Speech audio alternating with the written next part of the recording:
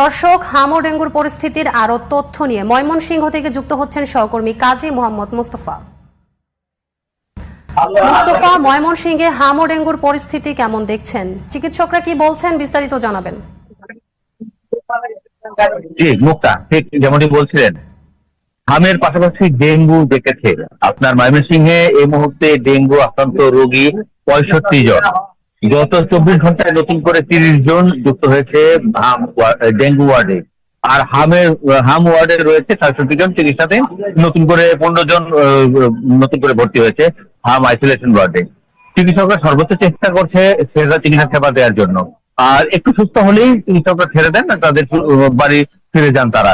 এবং হামের যদি টিকার কথা বলি, হামের 100%-এর উপরে টিকা সম্পন্ন হয়েছে। আর ডেঙ্গুর সচেতনতা বৃদ্ধিতে কাজ করছে বাংলাদেশ সিটি কর্পোরেশন এবং অন্যান্য সংস্থাগুলো। পরিষ্কার পরিচ্ছন্নতা অভিযান চলছে বাংলাদেশ সিটি কর্পোরেশনের। আর ক্রাশ প্রোগ্রাম, মশক নিধন প্রোগ্রাম চলছে সিটি কর্পোরেশনের।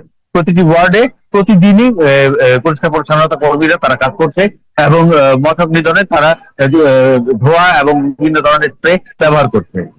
আর এই ময়মনসিংহ মেডিকেল কলেজ হাসপাতাল 1000 শয্যার হাসপাতাল। যে হাসপাতালে রোগী থাকে 4000, 5000, অর্থাৎ চিকিৎসা উপকরণ কিছুটা বিঘ্নিত হয়। চিকিৎসা সেবা চিকিৎসকরা যতটুকু দিলেও তারপর নিজেদের সক্ষম হয়েছে, তারপর চিকিৎসা উপকরণের কিন্তু স্বল্পতা রয়েছে। সকল কিছু কিনতে হচ্ছে বাইরে থেকে এবং বিভিন্ন পরীক্ষাগুলো করতে হচ্ছে বাইরে থেকে অনেক ক্ষেত্রে।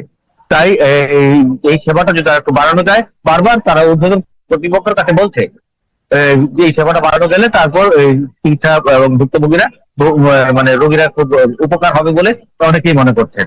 এই ছিল আমার কাছে ময়মনসিংহের সর্বশেষ মুক্তা। মুস্তফা, আপনাকে ধন্যবাদ।